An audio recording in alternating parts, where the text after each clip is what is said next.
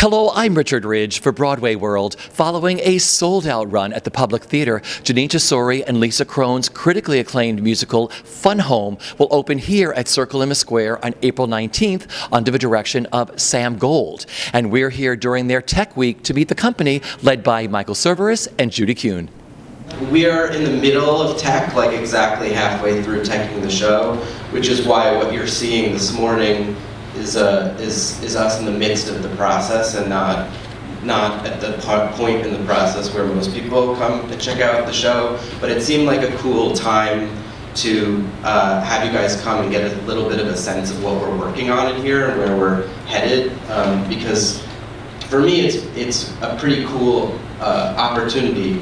So what you can do is you can work from below and above, which is a beautiful way of dealing with design. So one of the things we put a lot of time into is the floor, which is kind of like if you sliced the house that Allison grew up in, if you sliced the whole house off and you just kept the floor. So you can sort of see this is where the fireplace would be, and you can see this fireplace bricks, and the tiles where it might be in the vestibule when you come in, and things like that. And then from below the floor, we have this looks extremely simple, but really below me is it's like Transformers down there. Where it's like there's so much technology underneath the stage that when I can't go down there. I get kind of scared that they're gonna come alive and strangle me. All right, here we are. So many things are in previews.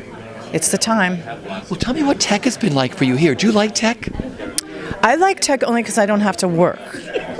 And so I can sit and watch and M&Ms. I do work, I give people notes and stuff. And it's a time where it's really good for the writers, I think, to get the hell out of the theater and let the directors and the designers work and not get in their hair. It's their time. And I think as writers, it's really, as I've gotten older in this business, it's as much of the time as you let other people do their work and you shut up. That's what I'm learning. It looks gorgeous in there.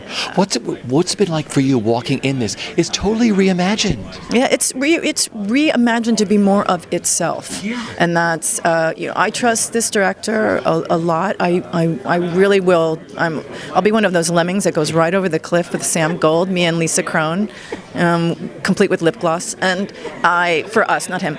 I believe in this show. I believe in its humor. I believe in how it moves people. And I think the idea of, instead of having a turntable, of the audience surround it. I went to Columbia, Barnard and then Columbia, and whenever I go up there, I feel surrounded by all the memories. And they're not polite memory. Memory doesn't wait and ask. There's no wall in between a memory. It comes behind and you see it passing and it sneaks up. And I think that's the most amazing thing about having something in around. It's all around you. It's all around them. And you see people having it, if they like it, if they don't like it. And I'm really loving doing it. Not every musical can be in this form, but I really believe that this one has found its home.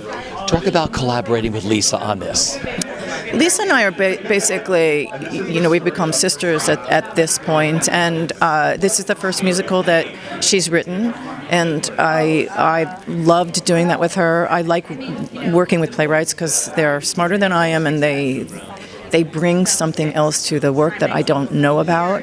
I never want to repeat myself in a musical, and so that's it. It's been a real wonderful thing to work with her and learn from her, frankly.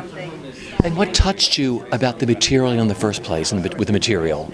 Well, Lisa and Allison and I are basically the same age, and so we were raised in the 70s, and we were fed a steady diet of all of those singing families. I just wanted to be Susan Cowsill right from her Hullabaloo boots. Remember Hullabaloo boots? I know you do. I wanted them, and I wanted to be Nancy Sinatra. I wanted to be those women, Susan Day with that straight hair, and for a girl from Long Island with black Sicilian hair, I was just like, what kind of people are they raising out there in California? I really thought that AstroTurf was grass. I really bought that all. Hook, line, and Phil Donahue was so, Love American style. My sisters and I used to giggle. It was so naughty. The fireworks, so that was a sort of innocent time, and what was happening in a lot of our families was very complicated and very confusing against that. I wanted to tell a story that would happened as I knew it to happen. I wanted to tell a father-daughter relationship story because there aren't, if you look at it in literature, there are a lot of father-sons and not a lot of father-daughters, especially in musicals. I wanted to do that, and I love the idea of putting a woman in her 40s on stage, looking backwards in order to go forwards to memory play. And I wanted to, do something with the things that I've been studying about from musicals to try to make them better, more joyous, more moving. And so it just checked all those. I didn't know it at the time. I just really loved the book. And I thought, well, this is going to be a long period of writing this thing. It's going to be really challenging. Let's do it, So, if we fail, we fail, but it will be worth 6 or 7 years of my life to try to really make this thing. It's such a beautiful, emotional musical, how it touches audiences. What was that like for you? I mean, it's always been in an intimate space, and it is here, too, how this musical has touched people. Well, I think it's where music is, the unanswerable question. It's like, how can you explain what music does? I've been studying it since the age of 3, and I can't explain. I can explain some of the math. I can't explain why things do it, and that's what I love about it. You can talk about music, but until you are surrounded by it, inside a story, and you're moved, it's just such an amazing art, the art of making music. I love how endless it seems, and it always feels out of reach to me to master it. So I think that is I love making these kinds of musicals. You've assembled one of the finest casts. What it's been like working with them? Well, the great thing is we have so many Broadway debuts, and we have 2 of the greatest Broadway veterans with us. Michael Cerveris and Judy Kuhn have done so many Broadway shows, but then you have all these other Broadway debuts. So in Tech, there was this unbelievable, it's almost like, it's why I like writing musicals with people who have written only one or just coming to it, because they look at it with this beginner's mind, which I think is very helpful for someone who feels like, it's just another musical. I never want to get like that. And you come into Tech and all these people, the energy of, oh my God, I'm in a Broadway show. You think, that's right. We are damn lucky to be here. The energy was electric in there when we first walked in there. Say, you start previews on Friday. What are you looking forward to the most? I welcome an audience helping us say what works and doesn't work. I think previews are a rehearsal period. I learned that from George Wolfe. It's where we don't open on Friday. I'm old school that way. Previews are a time for change, and we keep rehearsing until we open, and then we're ready. And I welcome audiences to come in and help us get there. Congratulations. First of all, welcome to Broadway with this. It looks gorgeous in there. Doesn't it look amazing? Yeah. I know. It's very exciting. What's this whole journey been like for you? It's been reimagined every step of the way, and it's all perfect. Well, I don't know if we could have made it it was a very challenging piece to figure out, and we wrestled with it sort of every moment in a very engaged, very satisfying way. But I think this team, me and Janine together certainly, and then Sam, and then our actors and our designers have had a very high tolerance for struggling with the making of it, and not and sort of looking at it when we didn't know the answers. And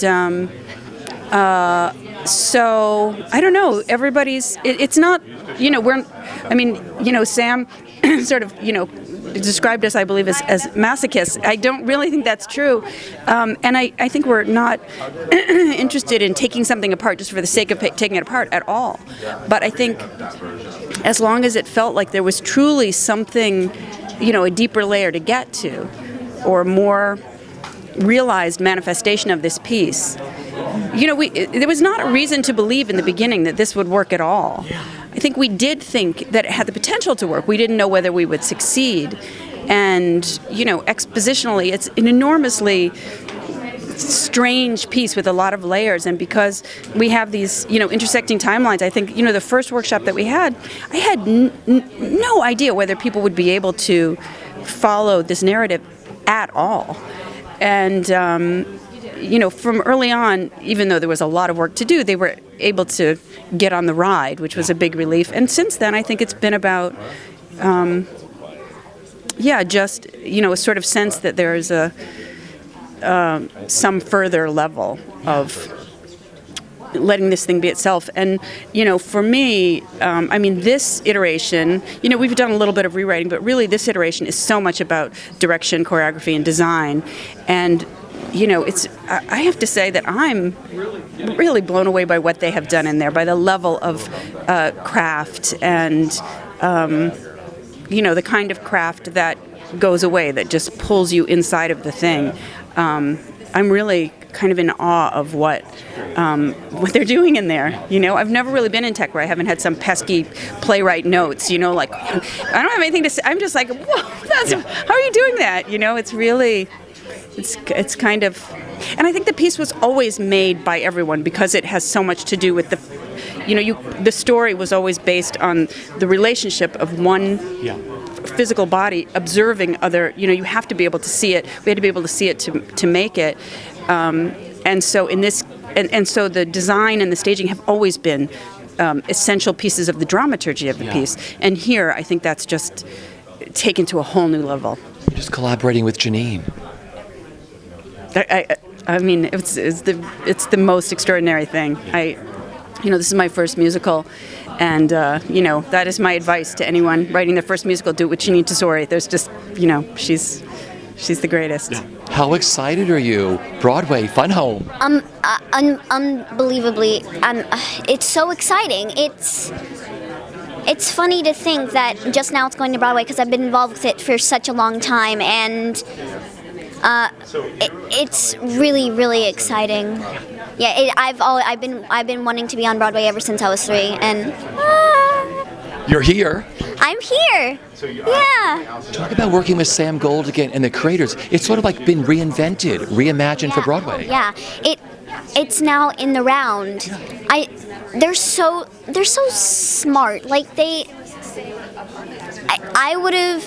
don't know if I would have been able to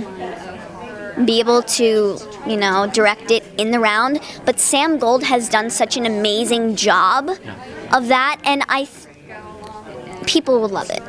Yeah. And just talk about the role. How it's grown with you, what you love about it, and what you love about the musical itself.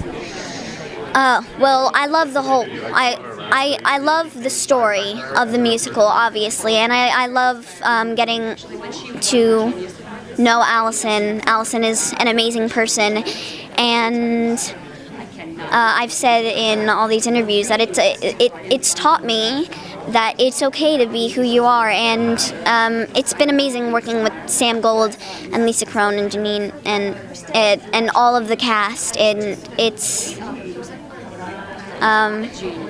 they're unbelievably smart and talented, and they're family.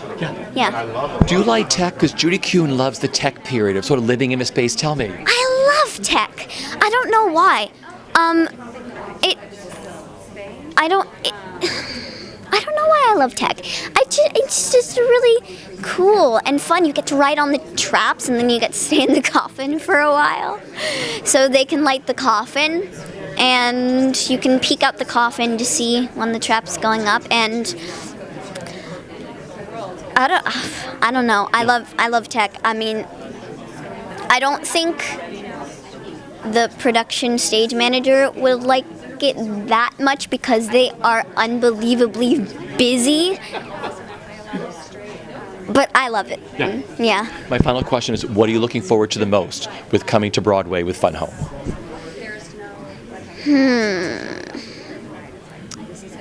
I thought you're the hard ones.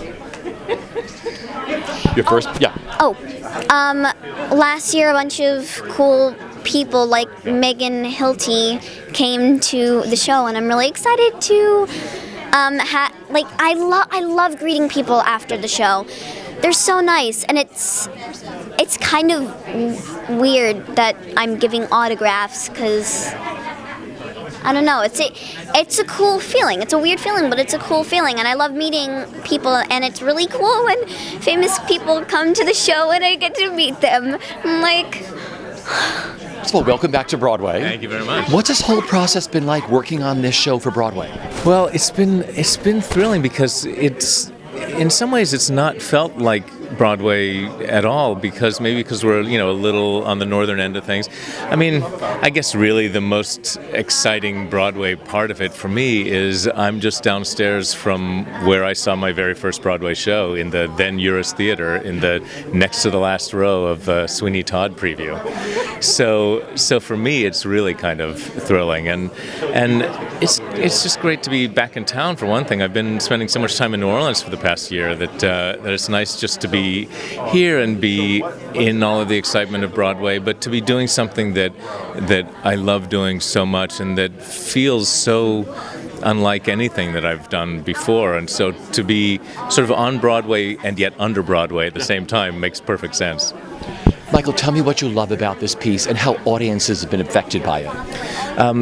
I think the thing I love most about this piece is that it's its human scale. It's really, it's not an outsized super scale. I mean, coming from Evita and the grand scale of that to this has been really dizzying, but really wonderful.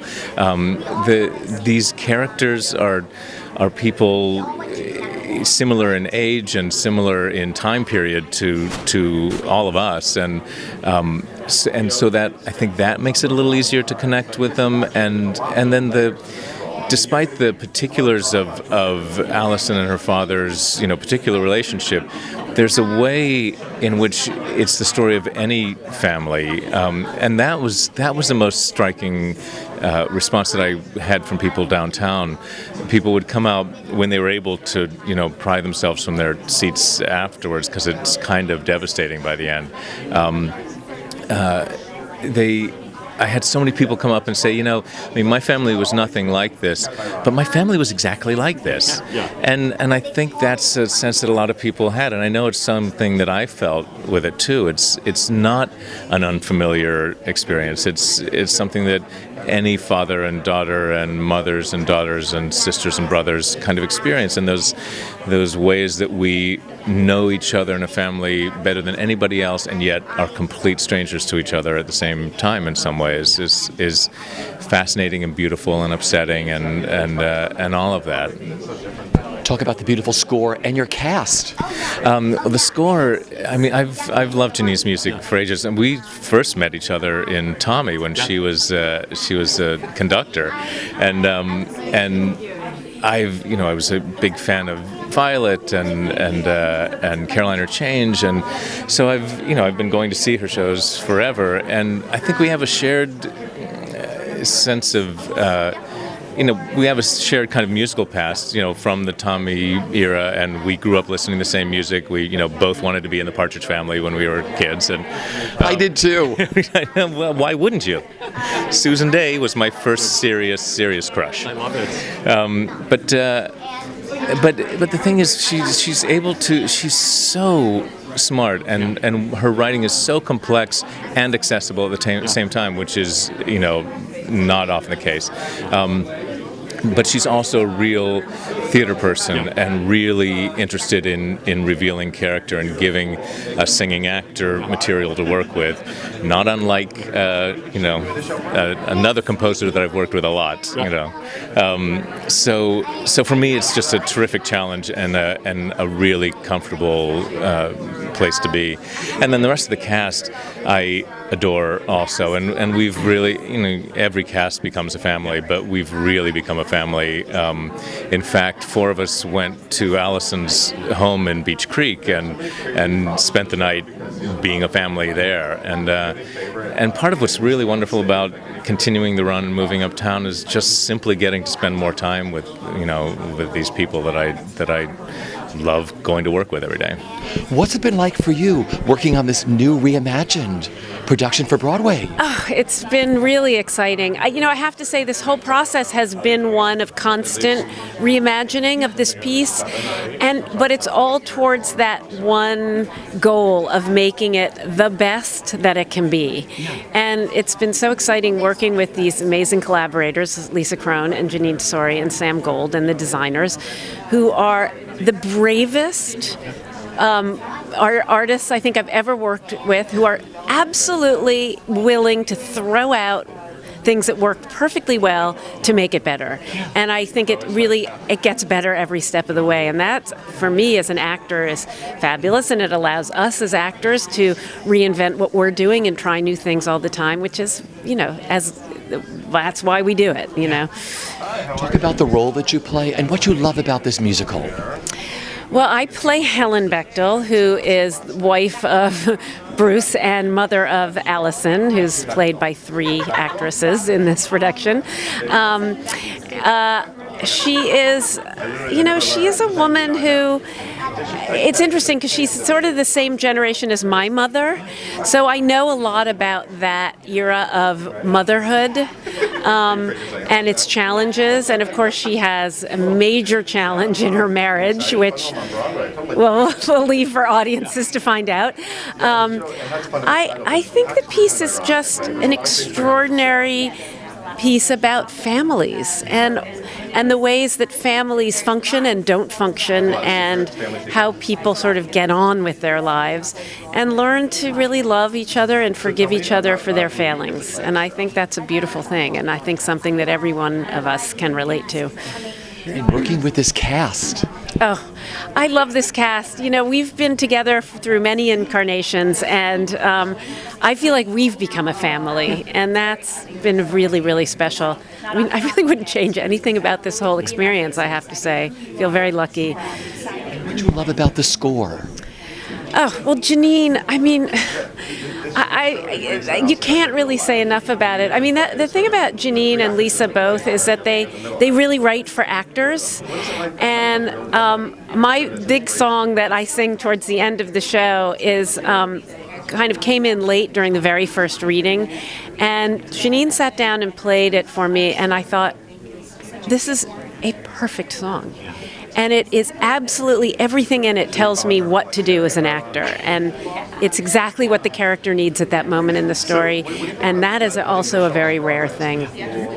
You like tech, don't you? You love the tech time. Tell me. I do. I maybe I'm a weirdo, but I love tech. I mean, especially when you love the people that you're with. And this company's a really good hang. We laugh a lot, which is important in tech because it's a lot of hours in the dark. But I also love it as an actor. I mean, it's that time you get to just be on stage when no one's really paying attention to what you're doing because they're looking at everything else. And you get to just learn how to live in the space. And I find that incredibly useful so that when you get to that run through, you've had that experience. So I think it's great. What are you looking forward to the first preview?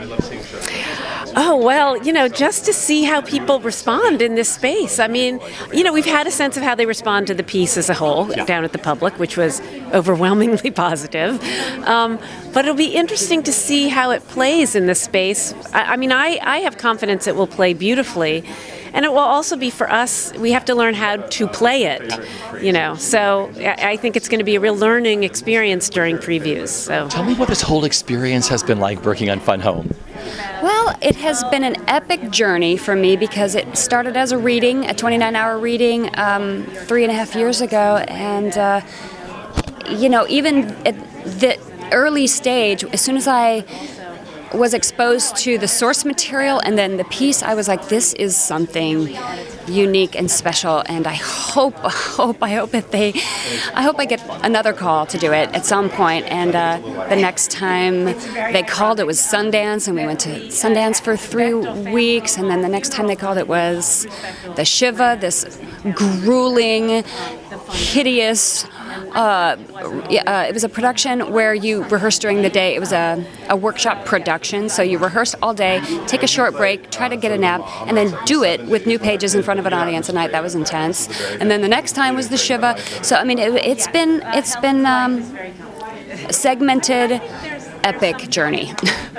And now being a part of this new Broadway production, totally reimagined by Sam Gold. It's incredible. Actually, when I look at the show in the space, there is a feeling, I have this feeling of course. Of course. Not like, oh, wow, that's weird. It's like, yes, of course. Everything else has been sort of gestating, and this is where it was meant to be born, and it is fully realized right now, and it's just so beautiful. So gosh darn beautiful. And talk about what you love about the musical and the role that you play. Okay. What I love about this musical, what I love about this musical is that it's a groundbreaking piece for people whose voices aren't heard normally, and the music is perfectly transcends the experience, flows through this music in a way that is so primal.